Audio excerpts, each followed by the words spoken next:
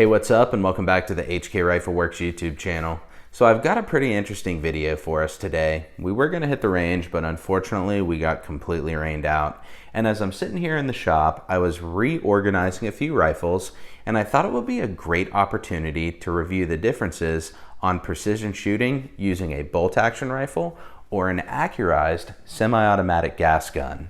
Now, I know that this topic has been covered left, right, up, and down just ad nauseum, but generally speaking, when I look and kind of do a little bit of back-end research or due diligence on my end, there's a lot of key features that I like to look for as a competitive precision rifle shooter, as a precision hand loader, that generally get overlooked when we're comparing both of these weapon systems here.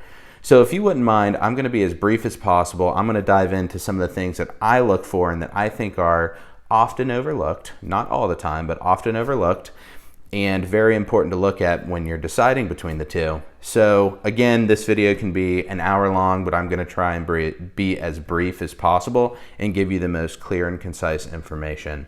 So if you wouldn't mind during this video, let me know what you're shooting. Are you going to be shooting, or do you currently shoot a bolt gun? Do you usually reach for a Accurized gas gun?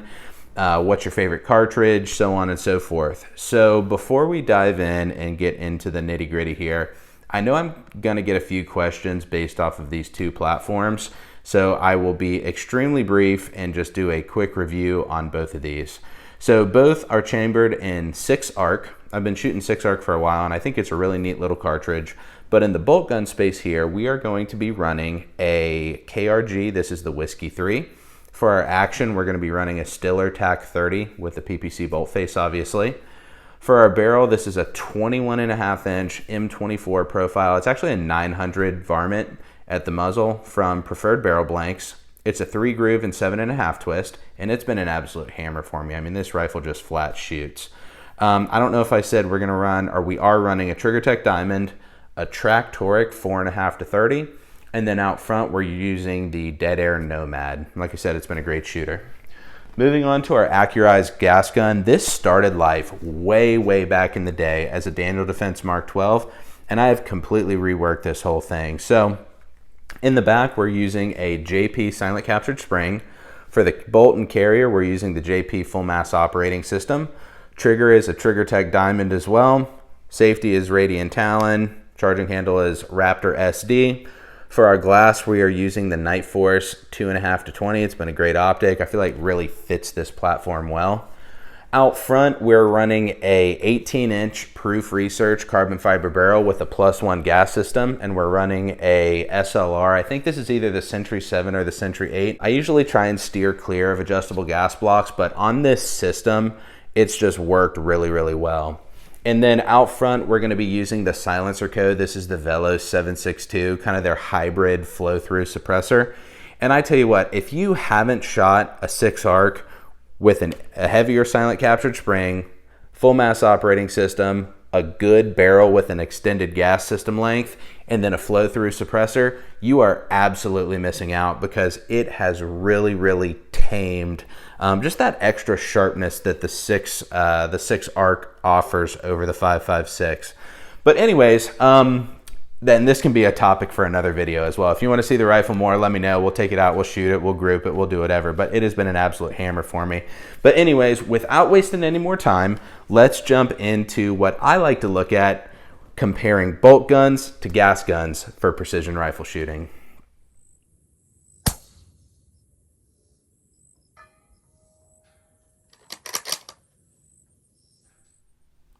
All right, so let's take a second. Let's dive into both of these platforms. We'll compare and contrast them, and we'll try and answer the question of, if you can only pick one, which would be the best for your needs.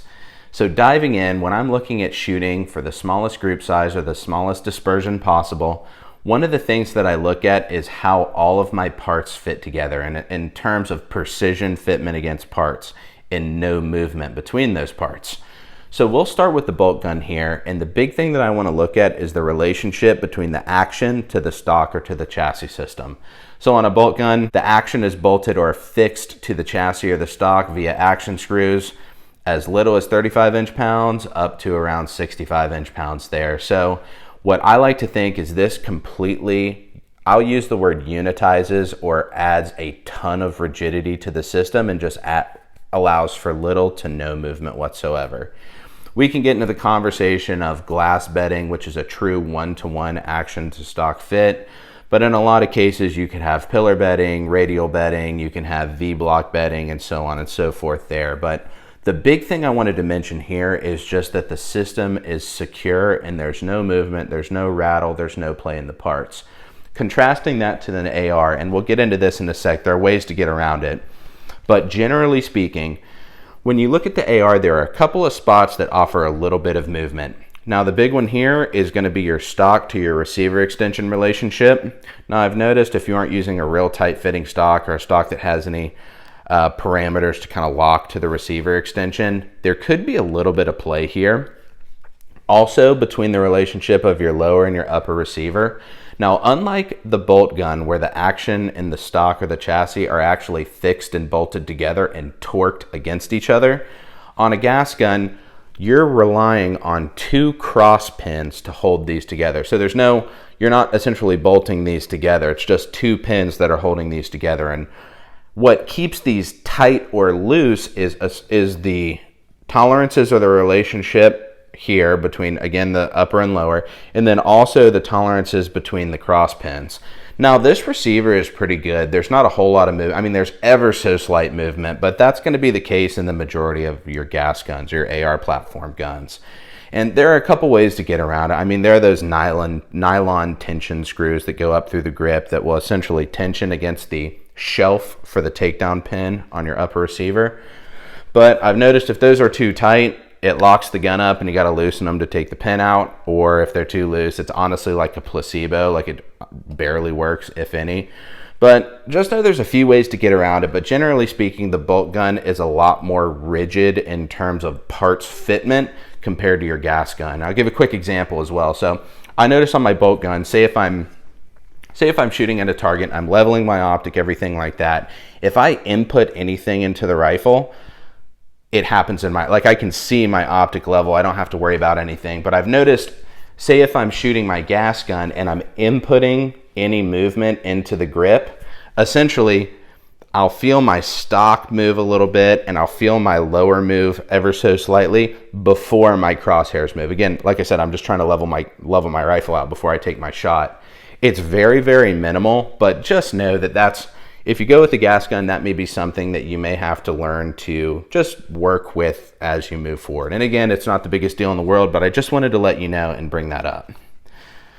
Next, I wanted to talk a little bit about how these rifles are chambered and a little bit about the brass and everything there. So if you're a precision hand loader, just a couple of things to look at. So when a bolt gun is made, precision bolt gun is made, everything is extremely straight. Everything is cut very, very well. You look at your relationship from the bolt to the action. The raceways are EDM wire cut usually. The receiver the face of the receiver is very straight. Usually your recoil lug is very straight.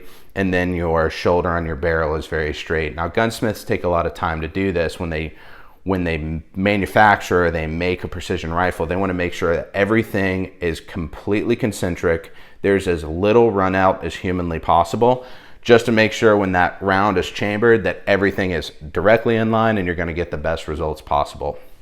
Now, that's essentially the same for ARs. So you have to think about it as well. Like on an AR, a lot of these parts get put together. And when we look at tolerance is essentially a range. So there's a minimum and a maximum, right? And right in the middle, let's say, is obviously passing.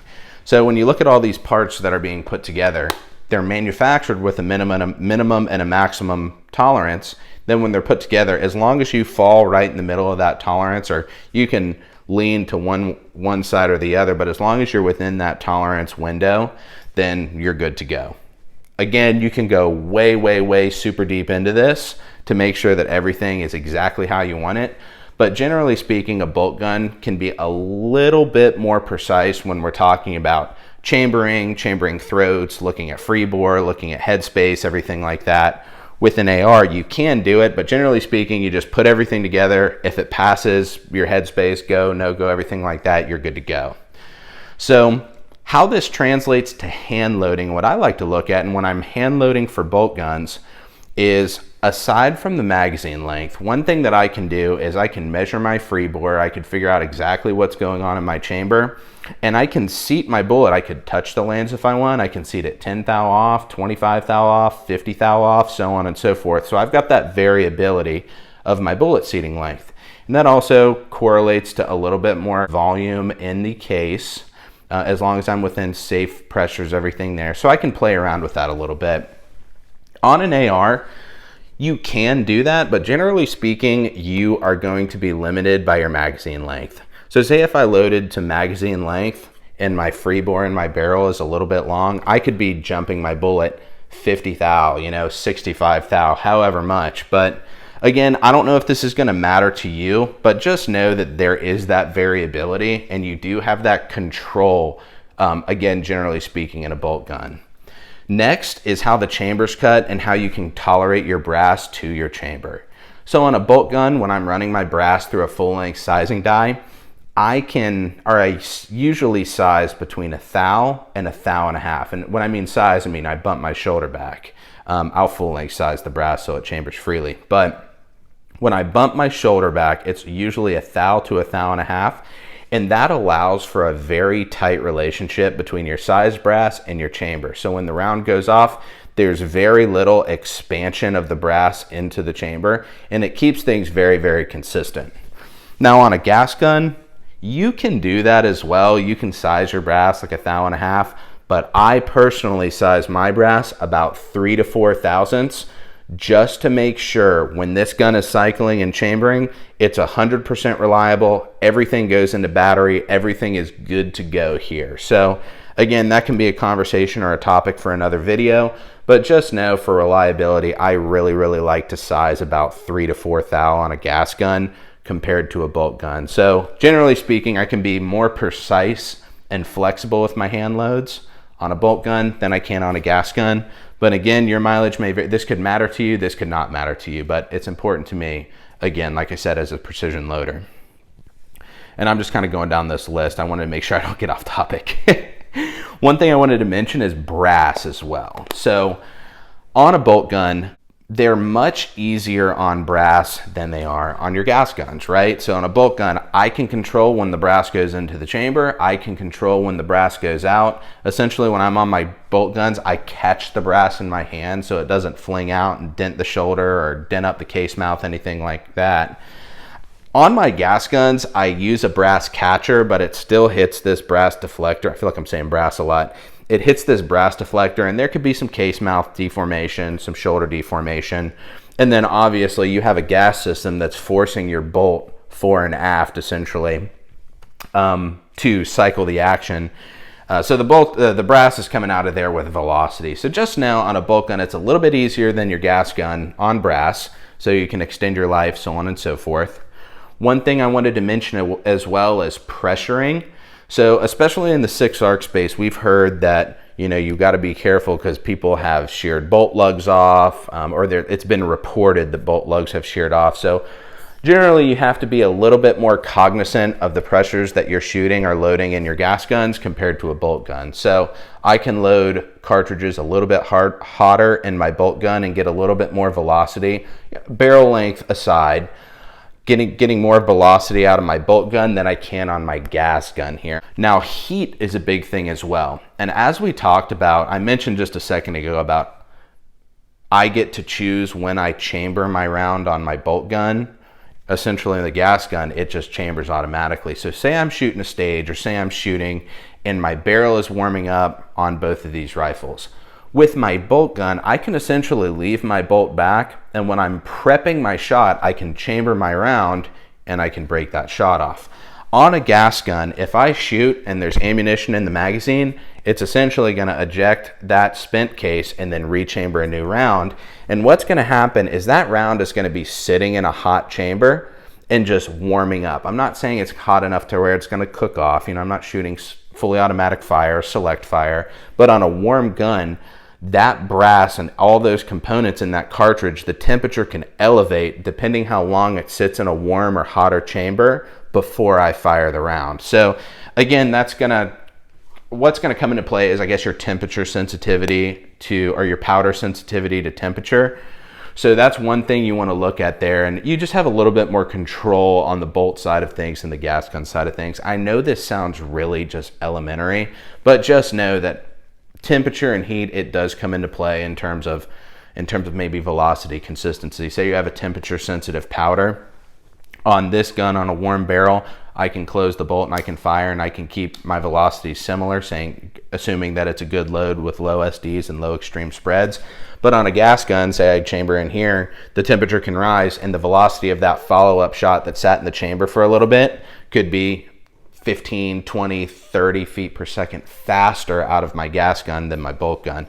And again, this is all an example. This is all just, I don't want to say a hyperbolic example, but this is just an example to look at when you're talking about heat dissipation, action strength, and then your brass as well. So one thing I wanted to touch base on is consistency as well, especially in your gas system and your port in your barrel, your gas port in your barrel. So when you look at a bolt gun, essentially think of this as a completely sealed system until the bullet exits the muzzle of the barrel, right? So there's no way for the gas to go. The gas only is traveling behind the bullet on the base of the bullet to get it out of the barrel.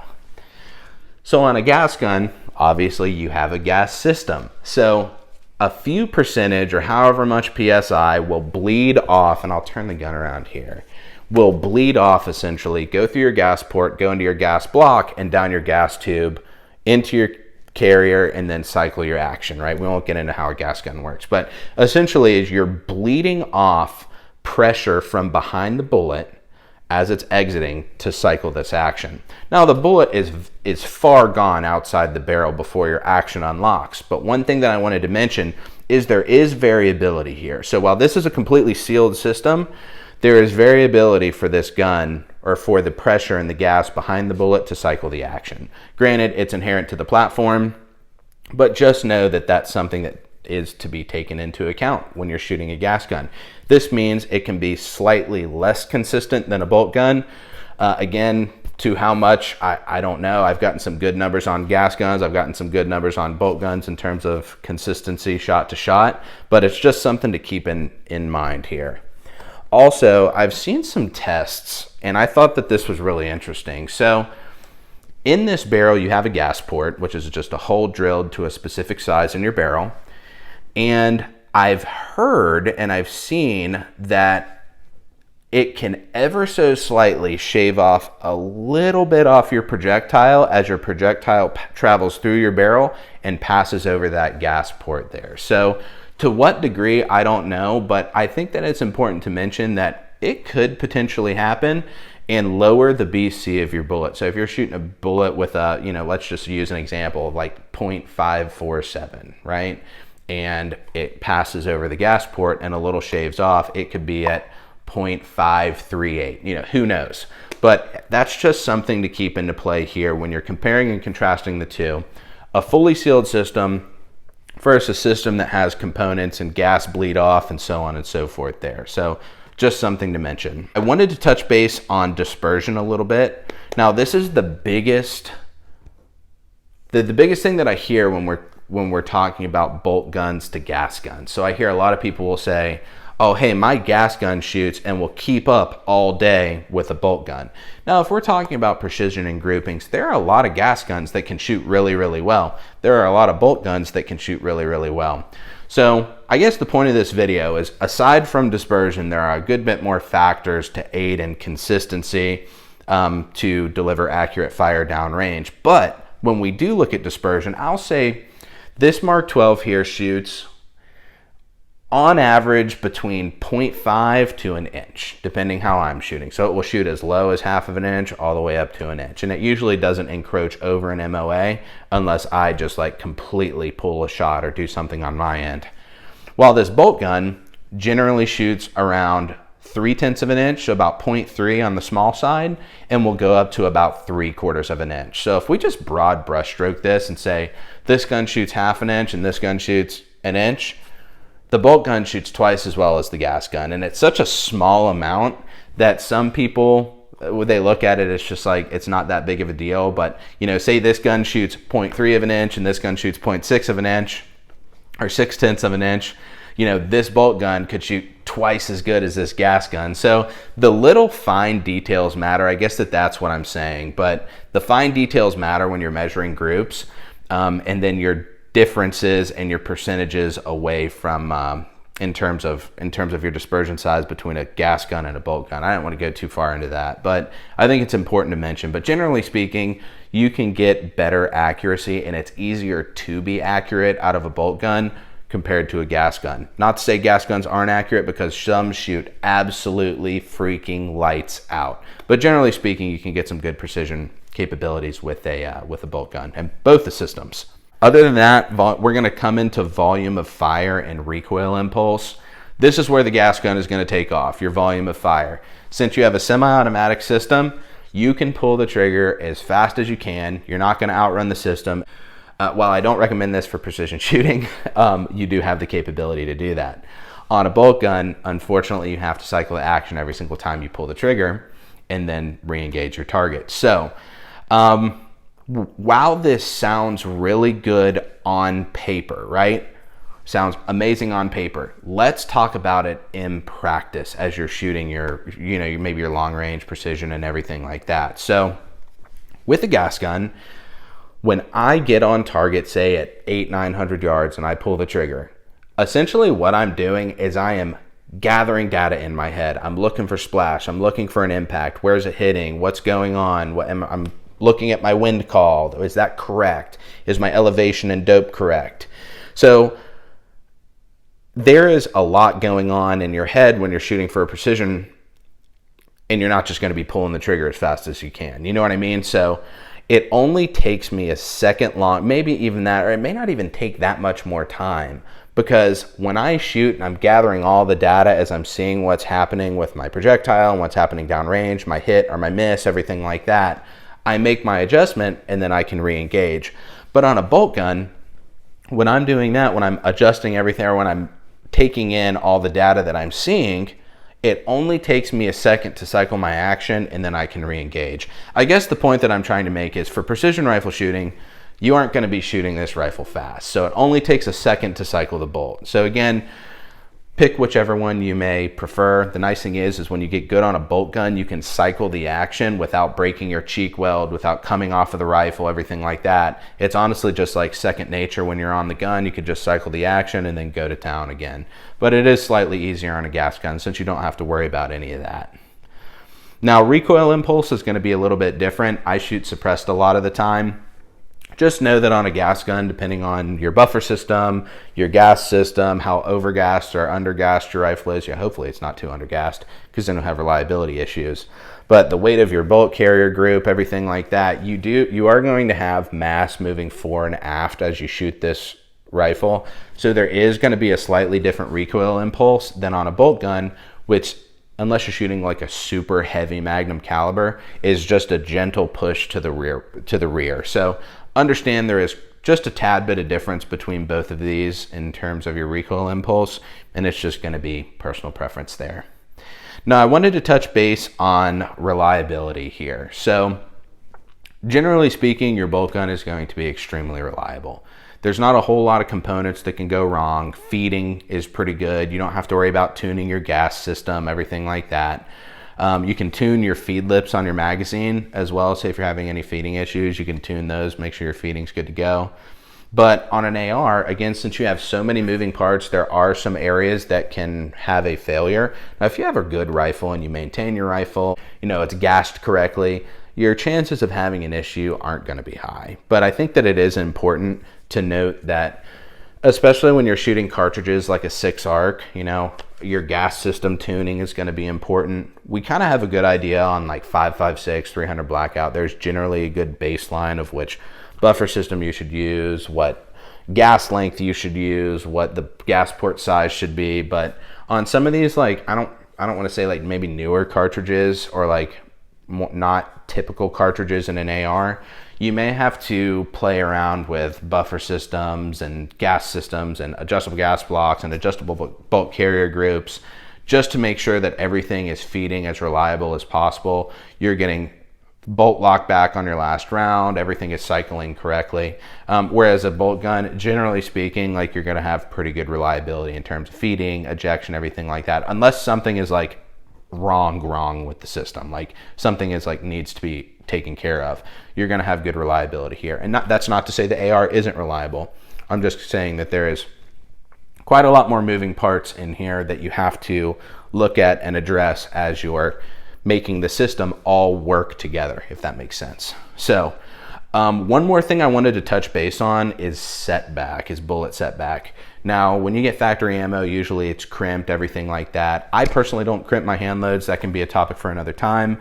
But when this action is cycling, one thing that I have seen on very, very rare occasions, actually knock on wood, not on any of my firearms, but what's happened is as the bullet is feeding into the chamber and as the bolt carrier group is chambering around, essentially, once that bullet hits the feed ramp, there's not enough neck tension on the bullet, or there's no crimp or anything like that. And what happens is the bullet will seat actually into the case further and will set the bullet back because of that pressure as it's feeding up, the pressure against the bullet. So that's just something to look at on an AR. Again, probably not an issue, but I have seen it. I haven't seen it on a bolt gun unless something is seriously wrong and somebody just like smashed the bolt forward and there's like a jam or something's going on in here. But just something to look out for in a gas gun. One thing I wanted to mention as well is trigger systems in these guns and just practical accuracy. So let's look at like dispersion and group size, like how accurate the firearm can be if you are perfect. So there is zero human input. It's like a robot behind the trigger. It's got its preferred ammunition and you're shooting at a piece of paper. So I'll look at that as mechanical accuracy of the firearm. Now, moving into practical accuracy is essentially how easy is it to be accurate behind the system. Now, we talked a little bit about precision fitment of parts in the beginning of the video, but trigger comes into play there. So generally speaking, if you have a good precision bolt gun with adjustability, you can adjust a cheek comb, length of pull, anything like that, you have a good trigger. This trigger is set at like 8 to 10 ounces. And some of these bolt gun triggers go down to, I am talking scary lightweight trigger pulls there. And you can have sear adjustments, you can have over travel, pre-travel stops, everything like that. You definitely have some good adjustability on a bolt gun trigger. Now on gas guns, this Trigger Tech Diamond, I've got it set closer to the bottom of the pull weight range. It's about 1.5 pounds, which I think it actually is the floor of the pull weight range. So generally speaking, you can get a better trigger pull or a better trigger feel on a bolt gun in terms of quantifying the weight over a gas gun. But again, that's going to be your personal preference there. And you know, if you've got a good rigid stock and everything, it may be a little bit easier to be accurate on the bolt gun than the gas gun. But you know, just use that information as you decide to make your decision there. So again, I prefer a bolt gun trigger over a gas gun trigger, not to say the gas gun trigger is bad. So I almost forgot to touch on modularity here, which is one of the biggest pros of an AR or a gas gun here. So when you look at this platform, there is so much that you can change and fit to you personally. So there's stocks and charging handles, triggers, grips, safety selectors, bolt carrier systems, buffer systems, hand guards, any accessory that goes on a hand guard, grips, lasers, lights. I mean, just the whole nine. You can really fit this rifle to your needs. On a bolt gun, if you're shooting a traditional style stock, there's not a whole lot that you can do. Maybe you can bed in a night vision mount or something like that, but you really have to go to more of these modular chassis systems to start getting some good variability and modularity in your bolt gun system. So that's not to say that the bolt gun platform is not modular, just that you have to be intentional when you're building your bolt gun. Say if you want adjustable comb height and length of pull or this, that, and the other, and you can always put like a cheek riser on here, but this is integral to the chassis system here. Again, I think that that's really important and a huge plus for the AR platform. And then the last thing that I wanted to touch on is just a little bit of versatility, you know, our actions, our magazine lengths here, our cartridge selection, and so on and so forth. So I'll use the 223 Remington for an example, or 5.56. So on a lot of my 5.56 bolt guns, I can shoot really long, high BC bullets, right? So I can seat these bullets out long. I could shoot tipped bullets, you know, 77 grain tipped bullets, 85 grain, 90 grain bullets, real heavy, long BC, or long, high BC bullets out of a bolt gun. On a gas gun, like we touched base before, you are going to be a little bit hindered by your magazine length. So unfortunately, you can only shoot those, you know, you may not be able to go to the heaviest bullet possible or the longest bullet possible. What happens there, if you shoot those long, like high BC bullets and you try and seat it into your case and meet your magazine length on a gas gun, what happens is you'll seat the ogive of the bullet down too far into the case, so there'll be space around the case mouth. So it just looks super, super funny. It doesn't make sense. So you do have a little bit more flexibility in a bolt gun, depending on what projectile you want to shoot, the shape, the weight, everything like that. Again, that's not to say gas guns are completely serviceable. You can shoot real great bullets out of them, but you just have a little bit more flexibility here in the bolt gun department, even with some different calibers as well. I mean, some bolt guns have replaceable bolt heads, everything like that. So if you have a short action that has a replaceable bolt head on a bolt gun, there's so many different cartridges that you can shoot. And same with the gas gun, but then again, you have to focus on tuning and everything like that, and just making sure everything is working correctly. It's kind of more of a one-off here than you know, just a rebarrel on a bolt gun.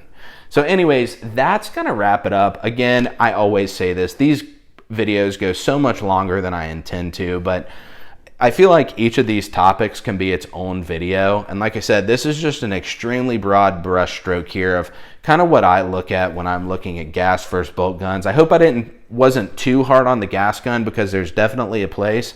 But when I'm looking at shooting precision, a bolt gun is just such a great option. And especially when I'm hand loading as well. So the bolt gun, it gets my go. I love shooting gas guns, especially military clones and everything like that. So I'll leave it at that. Again, please let me know in the comments, what are you shooting? Which platform do you like to pick up?